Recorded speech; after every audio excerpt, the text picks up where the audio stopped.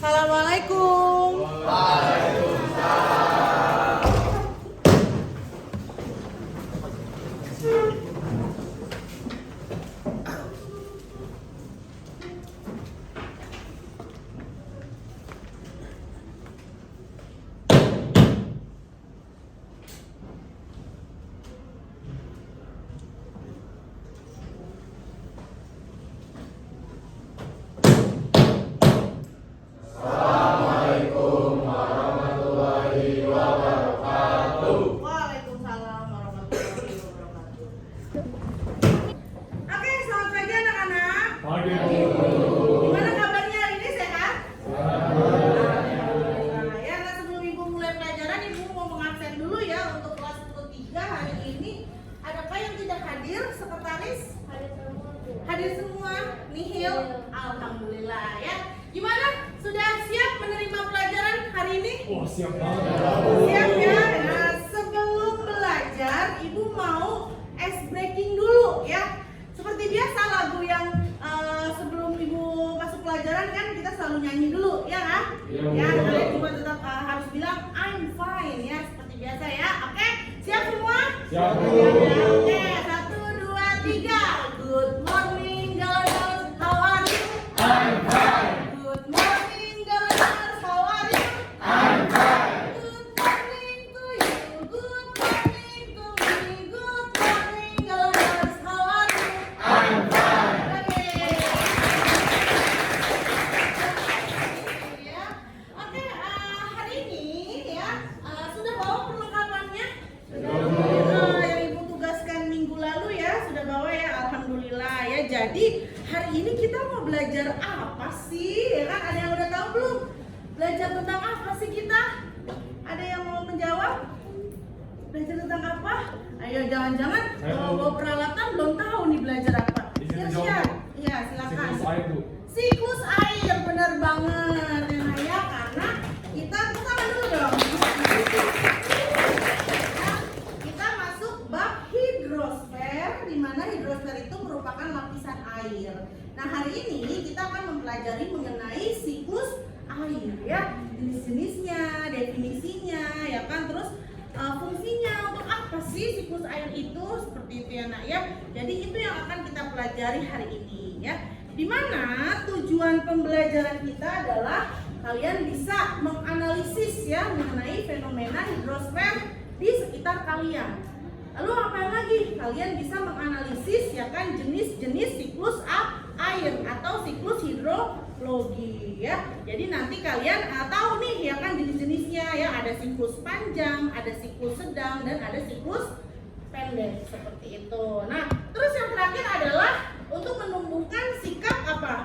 Sikap kedisiplinan, tanggung jawab akan tugas kalian, dan pastinya kreativitas kalian nih ya kan, akan Ibu lihat nih per kelompok ya, ada 6 kelompok ya hari ini ya. Terima kasih sudah berkumpul dengan kelompoknya masing-masing ya. Kalian sudah siap, keren 10-3. Ketika Ibu masuk kalian sudah siap. Oke, jadi itu yang akan kita pelajari ya mengenai siklus hidrologi. Nah, Ibu berharap ya dengan kalian bisa mempelajari siklus hidrologi ini, kalian bisa semakin paham ya kan, paham apa sih ya kan makna dari siklus hidrologi, apa sih ya kan manfaat dari siklus hidrologi, gimana sih caranya biar siklus hidrologi itu terus berjalan dengan lancar itu ya, tanpa ada hambatan. Jadi semoga kalian semakin paham ya, sehingga nanti saat penilaian harian atau mungkin penilaian tengah semester dan penilaian akhir semester kalian bisa mendapatkan nilai yang kalian harapkan. Seperti itu. Dan Ibu harapkan juga nanti selama proses pembelajaran kalau ada yang mau bertanya, silakan bertanya ya Nak ya, jangan malu-malu. Oke. Oke anak-anak, sekarang kalian bisa perhatikan di depan ya mengenai siklus hidrologi, materi kita hari ini ya. Ibu ulang lagi, tadi hidrologi apa sih Nak? Definisi hidrologi lapisan air. Oke, nah apa sih definisinya? Kita lihat ya. Definisi siklus hidrologi, boleh silakan dibaca. Gilang, silakan. Definisi siklus hidrologi. Siklus hidrologi atau siklus air adalah proses pergerakan molekul air atau H2O sedang berlangsung secara terus-menerus dari bumi ke atmosfer dan kembali lagi ke bumi. Pergerakan air laut ke udara kemudian jatuh ke permukaan tanah lagi sebagai hujan atau bentuk presipitasi lain dan akhirnya mengalir ke laut kembali. Oke, terima kasih Gilang. Tepuk tangan buat Gilang. Hidrologi mana? Siklus hidrologi itu memiliki fungsi, ya kan? Fungsinya apa? Untuk menjaga ketersediaan air di bumi ini, kayak gitu. Nah, di bumi kalian ini, ibu mau nanya deh, antara air tawar dengan air asin lebih banyak mana ya? Air tawar atau air asin, Jasmine? Air asin, benar sekali. Air asin bisa nggak sih kita pakai? Bisa nggak kita pakai sehari-hari buat mandi, buat cuci, buat minum? Nggak bisa ya kan? Terus gimana Bu caranya air tawar yang jumlahnya sedikit kok bisa cukup ya kan untuk memenuhi kebutuhan hidup manusia di bumi ini? Dengan apa? Dengan adanya siklus hidrologi. Terus-terusan dia puter aja berputar. Kalau ibu presentasikan ya, jumlah air tawar di bumi ini sekitar hanya ada 30% aja nak. Ya, sisanya 70% adalah air laut. Makanya bahaya sekali ya ketika air laut itu masuk ke air tanah warga, ya kan? Ini kan lagi rame ya nak ya, lagi rame karena memang permukaan tanah itu kan terus turun. Kalau permukaan tanah terus turun, air laut gampang masuk ke air tanah warga atau yang kita kenal dengan intrusi air laut. Jangan sampai ya nak ya, karena kan memang selalu digaungkan ada isu tentang apa? Jakarta tenggelam. Kalau kalian lihat info di berita itu kan udah gelombang pasang udah serem banget ya nak ya. Bahkan kemarin saat kalian liburan 2 minggu itu kan ada larangan untuk berkunjung ke laut Jakarta, ke pantai ya. Terutama pantai apa sih yang di Jakarta kita di utara? Ancol kayak gitu kan. Sayang banget ya 2 minggu. Mungkin di sini ada yang punya rencana ya kan mau liburan, ternyata nggak bisa karena memang gelombangnya lagi tinggi banget seperti itu ya. Jadi inilah pengertian dari siklus hidrologi. Nah, siklus hidrologi itu juga terbagi ada 3 ya nak ya. Nah, ada 3. Yang pertama adalah siklus hidrologi pendek ya. Siklus hidrologi pendek. Apa sih siklus hidrologi pendek? Silakan Rifki, boleh dibaca nak? Siklus hidrologi pendek. Siklus hidrologi pendek. Siklus hidrologi pendek tidak akan terjadi tanpa adanya pergerakan awan atau adveksi. Meletus air yang telah berubah menjadi uap kemudian akan turun sebagai hujan di sekitar daerah laut. Secara singkat, siklus hidrologi pendek sendiri kemudian terjadi dalam bentuk evaporasi atau penguapan air laut karena paparan sinar matahari yang menyinari lautan. Ya, terima kasih Rifki ya. Jadi siklus hidrologi pendek itu dimana hujannya itu terjadi di lautan seperti itu ya nak ya.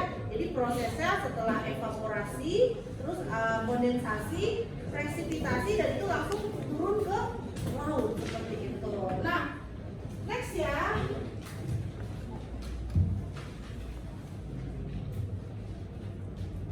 Oke, untuk selanjutnya siklus hidrologi sedang ya. Silakan mungkin Nabila. Boleh dibaca nak? Hidrologi sedang.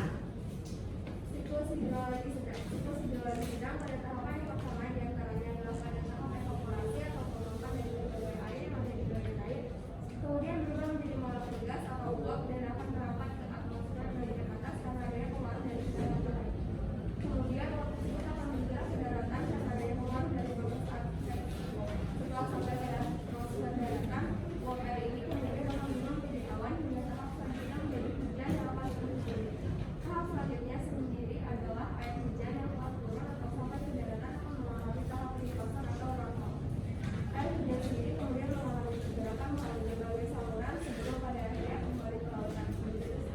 Oke, terima kasih untuk Nabila ya. Jadi bedanya apa sih siklus hidrologi pendek dengan siklus hidrologi sedang? Kalau pendek itu kan tadi hujannya di laut, ya kan? Kalau siklus hidrologi sedang ya dia hujannya di daratan. Nah, jadi ada proses dari turunnya air hujan lalu masuk ke dalam tanah ya kan sampai akhirnya lagi semua kembali ke airnya itu kembali ke lautan. Untuk lebih jelasnya nanti ya ibu paparkan melalui video setelah ini. Nah, lalu satu lagi adalah siklus hidrologi panjang ya. Pastikan ya ada pendek, ada sedang, pasti ada panjang.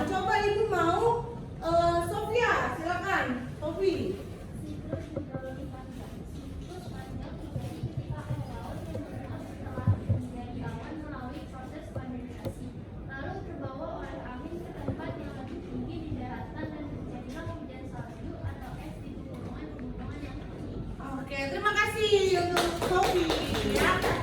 Jadi itu bedanya ya, bedanya antara siklus pendek, siklus sedang, dan siklus panjang. Nah, setelah ini Ibu mau menjelaskan secara visualisasinya ya, secara visualisasinya dengan bantuan media Nearpod.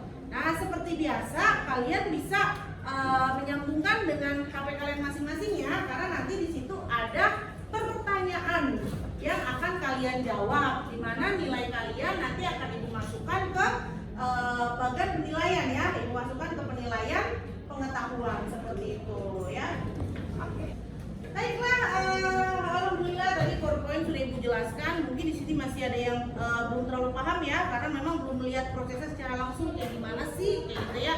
Nah, makanya di sini Ibu akan menjelaskan untuk visualisasinya ya melalui aplikasi Nearpod seperti itu. Seperti yang sudah Ibu cantumkan di LKPD ya Nak ya, karena kan di LKPD itu hari ini adalah materinya tentang siklus hidrologi yang akan Ibu tampilkan melalui Nearpod seperti itu. Nah, untuk Nearpod sendiri kalian silakan buka ya, joinnearpod.com ya. Itu as a student dengan kode 85AWQ ya. Silakan join dulu seperti itu. Sudah join semua? Sudah ya? Oke. Sekarang kita mulai ya. Jadi akan ada pemaparan beserta pertanyaan yang akan kalian jawab.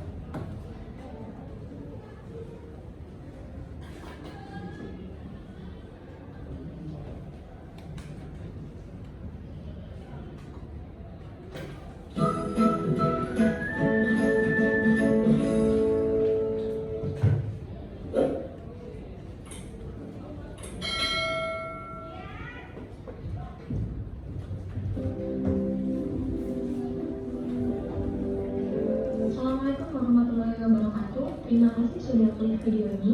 Di sini kita akan belajar mengenai siklus hidrologi. Siklus air atau siklus hidrologi adalah sirkulasi air yang tidak pernah berhenti dari atmosfer ke bumi dan kembali ke atmosfer. Nah, semua siklus pastilah mempunyai beberapa tahapan yang berangkai. Tahapan-tahapan tersebut apabila bergabung antara satu dengan yang lainnya, maka akan terciptalah sebuah siklus. Dengan kata lain, siklus ini terjadi karena adanya tahapan-tahapan yang saling berkaitan satu sama lain dan bentuknya mempengaruhi. Siklus hidrologi ini setidaknya memiliki 9 tahapan. Tahapan pertama dalam siklus hidrologi ini adalah evaporasi. Evaporasi merupakan istilah lain dari penguapan. Nah, penguapan yang mengalami terjadinya siklus hidrologi adalah penguapan dari air yang ada di bumi seperti samudra, laut, danau, rawa, sungai, dan bendungan, bahkan di area persawahan. Nah, semua air tersebut akan berubah menjadi uap air karena adanya pemanasan dan sinar matahari. Hal inilah yang disebut dengan evaporasi atau penguapan. Tahapan selanjutnya adalah transpirasi. Transpirasi adalah proses penguapan yang terjadi pada tubuh tumbuhan. Sama halnya dengan evaporasi. Transpirasi ini juga mengubah air yang berwujud cair dari tumbuhan menjadi uap air. Nah, uap air ini juga akan terbawa ke atas, yaitu ke atmosfer. Namun, biasanya penguapan yang terjadi karena transpirasi ini jumlahnya lebih sedikit atau lebih kecil daripada penguapan yang terjadi karena evaporasi. Nah, tahapan yang ketiga adalah evapotranspirasi. Evapotranspirasi ini merupakan gabungan dari evaporasi dan juga transpirasi loh. Dalam siklus hidrologi, evapotranspirasi ini sangatlah mempengaruhi jumlah air yang terangkut ke atas atau ke atmosfer bumi loh. Dapat dilihat pada video.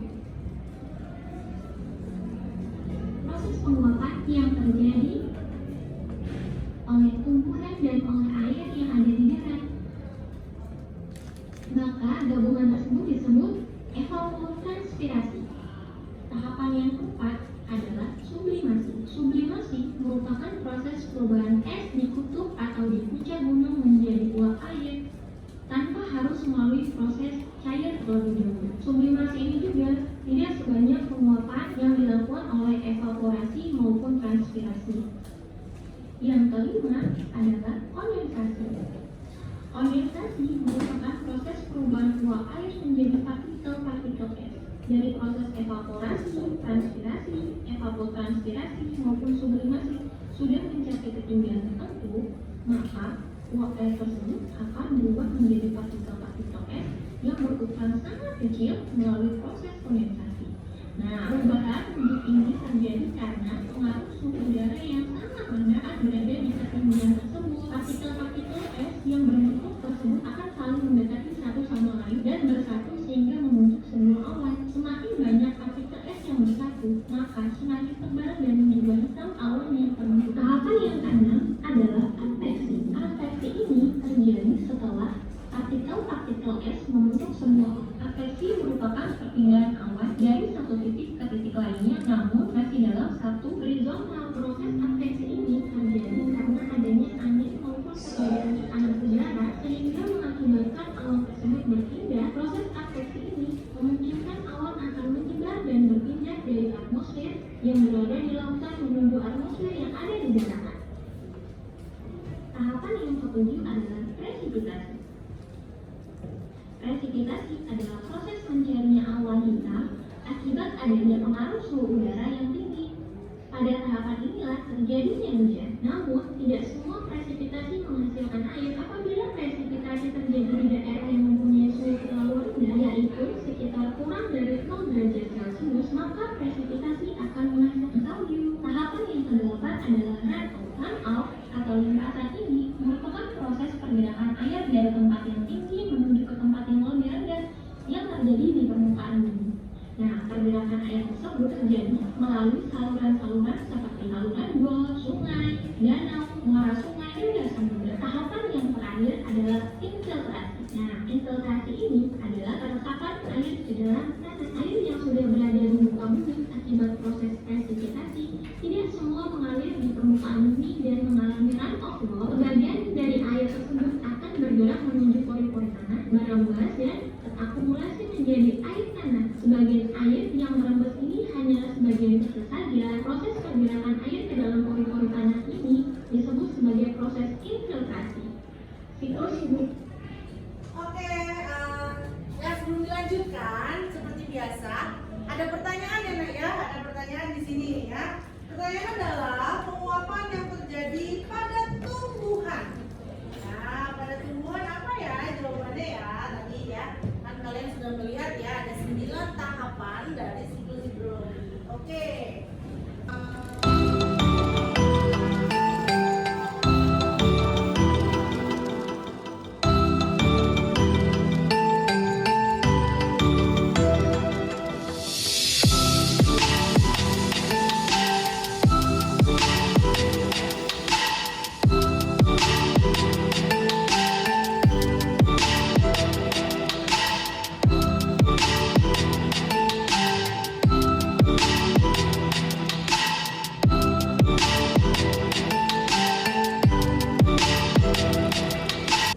Sudah 19% yang menjawab transpirasi. Benar apa enggak? Memang iya transpirasi? Ya, nah sekarang pertanyaan ibu gini, kenapa sih Nak di pohon itu tetap ada penguapan menurut kalian? Kenapa ya Nak ya? Kenapa di pohon tetap ada penguapan? Penguapan itu kan sesuatu yang berkaitan dengan air. Memang di pohon itu ada air Nak? Ada. Di mananya? Di bagian akarnya. Ya itu menyebabkan kenapa pohon itu tetap ada penguapan, karena memang pohon memiliki air yang terdapat di akarnya. Seperti itu. Wah, luar biasa ya. Tepuk tangan untuk kita semua. Oke. Ya, 73% menjawab benar ya. 4% masih menjawab salah ya. Tidak masalah. Nanti kita pelajari lagi ya. Nah, jawaban yang benar adalah transpirasi. Oke, kita lanjut ya Nak ya.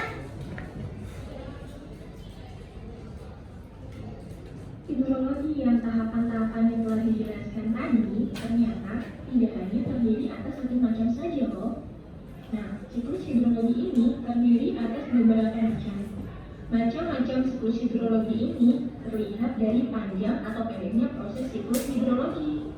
Nah, berdasarkan proses panjang dan pendeknya, siklus hidrologi ini dibagi menjadi 3 macam, yaitu siklus pendek, siklus sedang, dan siklus panjang. Siklus hidrologi pendek merupakan siklus hidrologi yang tidak mengalami proses adveksi. Uap air yang terbentuk melalui siklus hidrologi akan diturunkan melalui hujan yang terjadi di daerah-daerah sekitar laut. Nah, siklus hidrologi ini memiliki 3 tahapan. Yang pertama adalah air laut yang terkena pemanasan sinar matahari akan mengalami penguapan dan menjadi uap air. Kemudian, uap air tersebut akan mengalami kondensasi dan membentuk awan. Awan yang terbentuk tersebut akan menjadi hujan di sekitar permukaan laut tersebut.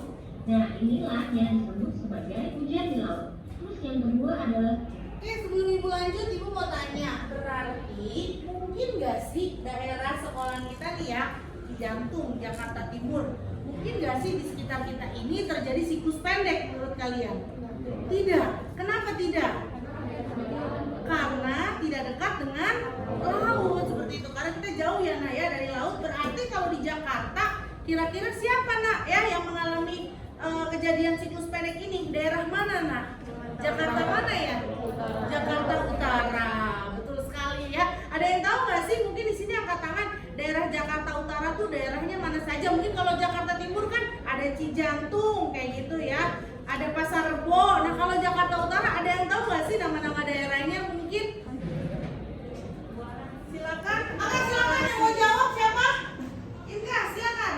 Tanjung Priok, Bu. Tanjung Priok benar sekali. Lalu siapa lagi yang mau jawab? Daerah di Jakarta Utara. Kepulauan Seribu. Kepulauan Seribu. Siapa lagi? Siti Naila. Sunter, Bu. Sunter. Ada lagi nggak yang mau jawab? Wilayah di utara. Ridwan. Warakas. Warakas. Mantap. Lalu satu lagi. Halo. Warel. Kelapa Silakan. Gading. Kelapa Gading. Tepuk tangan buat kita semua.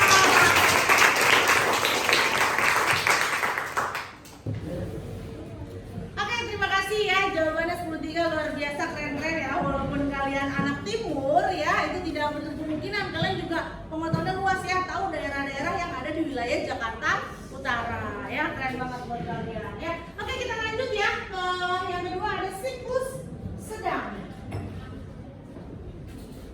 dalam siklus sedang. Siklus hidrologi sedang merupakan siklus hidrologi yang umum terjadi di Indonesia.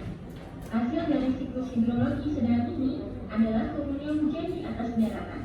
Hal ini karena proses adveksi akan membawa awan-awan tersebut ke arah daratan. Nah, siklus sedang ini terdapat 4 tahapan.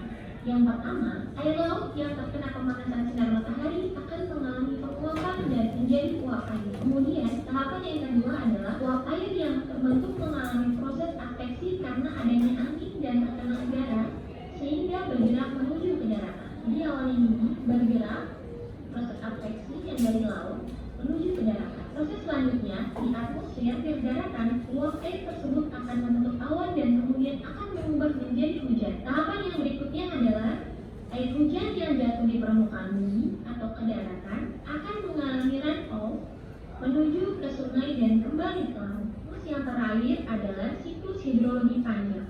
Siklus hidrologi panjang merupakan siklus hidrologi yang umum terjadi di daerah beriklim subtropis atau daerah pegunungan. Melalui siklus hidrologi panjang ini, hujan tidak langsung berbentuk air, namun turun dalam bentuk salju ataupun gletser terlebih dahulu. Tahapan dari siklus panjang ini yang pertama adalah terjadinya penguapan yang terjadi di laut atau disebut juga dengan evaporasi yang berasal dari laut maupun danau seperti yang ada di gambar ini. Selain penguapan yang terjadi oleh air, penguapan itu juga berasal dari tumbuh-tumbuhan atau disebut juga dengan transpirasi maupun penguapan yang dilakukan oleh es, yaitu sublimasi. Kemudian, uap air yang telah berubah bentuk tersebut kemudian terbentuklah awan yang mengandung kristal-kristal es, lalu mengalami proses kondensasi. Setelah mengalami proses kondensasi, maka awan tersebut mengalami proses adveksi, yaitu pergerakan awan dari titik satu ke titik yang lain dikarenakan oleh gerakan angin. Pergerakan awan tersebut menuju ke gunung yang memiliki kanan udara yang lebih rendah. Awan yang sudah mengalami titik jenuh akan mengalami presipitasi dan turun sebagai salju. Salju akan berakumulasi menjadi gletser dan terbentuklah snowmelt runoff hingga surface flow. Gletser tersebut akan mencair karena adanya pengaruh suhu udara dan membentuk aliran sungai. Nah, air dari gletser yang mengalir di sungai tersebut kemudian akan kembali ke laut. Selain mengalir ke sungai, air tersebut akan merembes melalui infiltrasi, akan bermuara ke laut. Inilah penjelasan dari siklus panjang yang sudah saya jelaskan tadi. Nah, di sini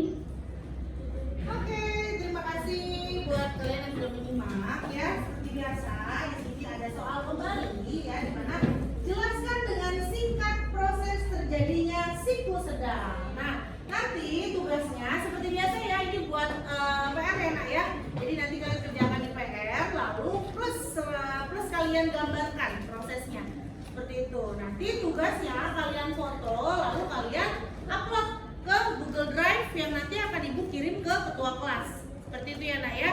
Jadi ini tugasnya ya. Mungkin kalian bisa baca bahan ajarnya ya, bisa baca modulnya di LMS yang sudah ibu share ke kalian, LMS sekolah ya nak ya. Jadi di LMS sekolah itu sudah jelas di dalamnya ada bahan ajar ya kan, ada modul, lalu ada juga tahapan-tahapan pembelajaran, tujuan dan segala macam. Sudah lengkap, pokoknya tinggal kalian buka di website sekolah kita ya, di LMS sekolah kita, lalu nanti kalian login, username-nya nama kalian ya seperti biasa, dengan passwordnya adalah NISN kalian, seperti itu. Oke? Paham semua di sini ya? Paham ya? Alhamdulillah. Oke, sebelumnya sebelum ibu masuk ke sesi selanjutnya, ibu mau bertanya dulu dong ke kalian ya. Di sini kira-kira perhatiin apa enggak nih? Ya. Apa sih nak? Ya, dua hal penting ya yang menjadi faktor penting, dua faktor penting yang menjadi penyebab terjadinya siklus air. Ada yang tahu nggak? Dua hal penting. Silakan Ayu. Air dan matahari, Bu. Air dan matahari, benar nggak teman-teman? Benar ya? Benar. Tepuk tangan buat Ayu ya, keren. Berarti dari tadi Ayu perhatiin ya, air dan matahari ya. Sebenarnya semua faktor tuh penting ya. Semua bagian penting, tapi yang paling penting adalah air dan matahari ya. Nggak akan terjadi siklus air atau siklus hidrologi kalau nggak ada air dan matahari kayak gitu. Dimana matahari kan fungsinya untuk memanasi kayak gitu ya, manas-manasin kalau kata kita ya kan. Oke, mungkin di sini ada yang mau bertanya sebelum kalian kerja kelompok. Ada yang mau bertanya? Silakan, Maulana. Apa? Kurang kenceng nak? Mengapa pohon mengalami penguapan? Ya tadi sudah ibu jelaskan. Mungkin di sini masih ada yang ingat ya, yang tadi ibu jelaskan. Mengapa sih pohon bisa terjadi penguapan? Ada yang mau jawab kenapa? Karena pohon memiliki apa tadi ya? Silakan. Ada yang mau jawab? Mungkin tidak ada ya. Jasmine silakan. Kenapa pohon mengalami penguapan, Jasmine? Karena pohon kan adalah tumbuhan dan di tumbuhan itu memiliki akar yang Oke, betul sekali ya, luar biasa. Karena pohon itu kan tumbuhan Bu, ya kan, dimana pohon itu ada akarnya, dimana akarnya itu kan fungsinya untuk menyimpan air, ya. Ada air pasti ada penguapan, seperti itu. Paham sampai sini ya? Ada lagi mungkin yang mau bertanya? Sudah tidak ada, berarti sudah ibu anggap paham semua ya nak ya. Nah, untuk selanjutnya tugasnya adalah kalian, nah ini kan sudah duduk per kelompok ya. Terima kasih juga kalian sudah membawa alat dan bahan-bahan ya. Terima kasih kalian sudah, mungkin kalian lihat di LKPD ya, alat dan bahan-bahannya sudah ibu jelaskan apa yang harus kalian bawa untuk hari ini. Oke, untuk selanjutnya silakan tuangkan kreativitas kalian. Silakan buat siklus air, terserah mau yang pendek, mau yang sedang, atau mau yang panjang. Selamat mengerjakan.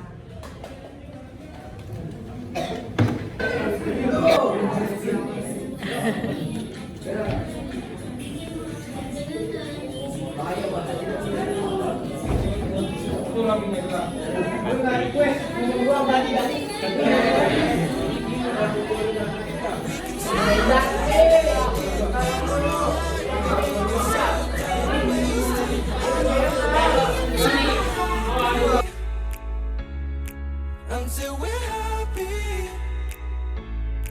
whether it's good or it's bad or it's wrong or it's right. Yeah, we can quit our day jobs and stay out all night until we're happy.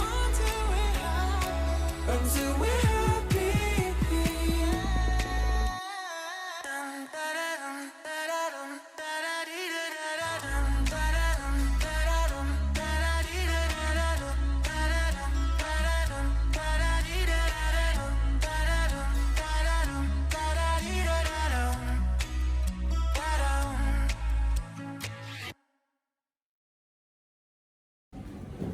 Oke, baiklah, gimana? Sudah selesai? Sudah ya? Semua sudah selesai belum? Sudah ya, oke. Untuk maju pertama ya, seperti yang kita sudah sepakati, untuk maju mempresentasikan diorama siklus hidrologi, yang pertama itu adalah yang maju kelompok 6 ya. Untuk kelompok 6 Ibu persilakan.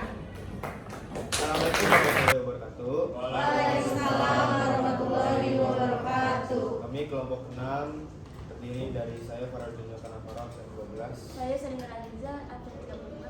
Saya Rizky Putri, absen 30. Saya Auri Harawati, absen 7. Saya Samaiti Dita Kirana, absen 31. Dan saya Agus Iswatara absen 2. Nah, di sini kita mau menjelaskan tentang siklus hidrologi panjang. Jadi pertama ada di laut, yaitu terjadinya evaporasi, dan juga kalau di pohon terjadi transpirasi. Lalu setelah terevaporasi ada yang terjadi namanya kondensasi, pembentukannya menjadi awan. Lalu setelah kondensasi terjadi presipitasi atau hujan, tapi karena siklus panjang jadi terjadinya adalah salju.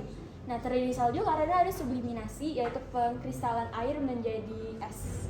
Biasanya terjadi di kawasan subtropis seperti Amerika, mungkin di negara-negara di Eropa juga. Sekarang kami akan membuka sesi pertanyaan. Apakah ada pertanyaan? Saya Mbak Giri, absen 18. Kenapa pada siklus panjang tuh terjadi salju? Jadi karena cuacanya yang dingin, jadi terjadi sublimasi, yaitu pengkristalannya air menjadi es. Jadi makanya ada salju. Oke, tuh. Silakan, ada pertanyaan lagi? Assalamualaikum warahmatullahi wabarakatuh. Perkenalkan, nama saya Danisha Zahra, nomor absen 10. Saya ingin bertanya, seberapa penting sih siklus air di dalam kehidupan kalian? Terima kasih. Siklus air itu sangat penting karena untuk menyimpan cadangan air di muka bumi yang sangat dikit, karena kebanyakan air di muka bumi itu merupakan air asin. Oke, bagus sekali. Silakan, boleh ditutup kelompok 6. Oke, itu saja dari kelompok kami. Kurang lebihnya mohon maaf. Wassalamualaikum warahmatullahi wabarakatuh. Waalaikumsalam warahmatullahi wabarakatuh. Oke, baiklah, alhamdulillah ya, selesai sudah kita pembelajaran hari ini mengenai siklus hidrologi ya. Luar biasa buat 10-3 ya, keren semua ya, karena memang tadi Ibu lihat karyanya bagus-bagus dengan presentasi yang luar biasa, pertanyaannya juga bagus-bagus. Tepuk tangan dong buat kita semua. Untuk selanjutnya Ibu pengen tanya, ada nggak yang berani 2 orang aja ya untuk memberi kesimpulan ya, kesimpulan dari pelajaran ini ya. Siapa yang mau, mungkin angkat tangannya. Oke, Muhammad Rian, silakan. Sebelumnya perkenalkan, saya Muhammad Rosma. Jadi saya ingin memberikan kesimpulan dari saya. Jadi sebelum saya adalah siklus hidrologi itu sangat penting, berperan penting bagi kehidupan manusia karena itu menjaga ketersediaan air bersih. Oke, sangat penting untuk menjaga ketersediaan air bersih. Oke, tepuk tangan. Oke, satu lagi nih Ibu mau dengar. Oke, Nawang. Perkenalkan, nama saya Sarah Mula, absen 14. Saya akan memberikan kesimpulan untuk siklus hidrologi. Siklus hidrologi ini sangat penting untuk kehidupan. Jika siklus tersebut dapat terganggu, maka makhluk hidup lainnya akan terganggu juga. Dan juga mengganggu konsumsi makhluk hidup bagi Untuk kebutuhan sehari-hari Iya. ya, luar biasa. Nawang, keren ya. Jadi kalau satu terganggu pasti akan terganggu semua ya, terutama untuk konsumsi kita sehari-hari ya, kita pakai untuk minum, cuci dan segala macam. Luar biasa 10-3. Oke, selanjutnya Ibu akan menjelaskan tentang materi minggu depan ya. Alhamdulillah materi hidrologi sudah selesai ya. Untuk minggu depan kita masuk ke materi litosfer ya, tentang pembentukan muka bumi ya. Coba dibaca-baca lagi materinya di LKPD ya, yang sudah Ibu share di LMS. Tolong dilihat ya, dibaca-baca seperti itu. Terus juga tugas hari ini ya, LKS ya, LKS-nya ada di LMS sekolah ya. Sudah jelas cara petunjuknya di LKPD. Nanti kalian kerjakan, di situ ada link Google Form-nya ya. Jadi itu untuk PR-nya seperti itu. Oke, terima kasih 10-3, boleh siap-siap, kita berdoa lalu kita pulang ya. Terima kasih. Oke, baiklah, sudah rapi semua ya. Siap pulang ya? Siap ya. Oke, baiklah, silakan ketua kelas dipimpin dulu.